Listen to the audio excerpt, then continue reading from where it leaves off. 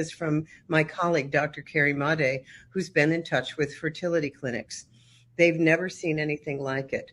The sperm of inoculated men does not swim. The eggs of inoculated women do not grow into embryos. And those that do have a huge amount of contamination with stuff that's non-organic. What's going on here? We also know that according to the first New England Journal of Medicine study saying that Pfizer was safe and effective, this was in June of 2021. If you look at the raw data, it proves that 80% of the women who get the shot in the first and second trimester, basically 0 to 20 weeks, have an 80% miscarriage rate.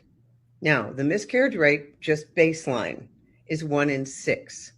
It's now 7 to 8 times that much. Dr. James Thorpe points out that there's a 79% increase in fetal malformations. There are unprecedented numbers of stillbirths. But again, this stuff becomes so censored that the mainstream says, oh, no, that's a lie. You're making that up. We also just published My Cycle Story with many scientists, including Dr. Hooker here, where we had a database of over 6,000 women that came forward because their voices were being silenced. We had a group of about 20,000 women on Facebook who were talking about their experience with their menstrual cycle. They'd never seen anything like it. 90-year-olds beginning bleeding again. And we're not talking mild bleeding. We're talking clotting. I had women calling me who had been passing clots for weeks and weeks. We have 2 VAERS cases of little girls, 18-month-old girls, who hemorrhaged and died. In My Cycle Story, so we had over 6,000 women.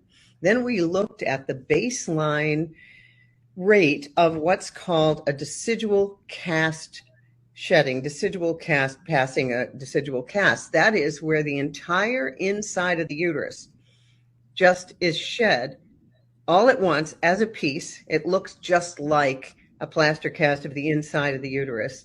In our data, as I recall, it was like 269 women reported this. Most of our original database were women who hadn't even had the shot.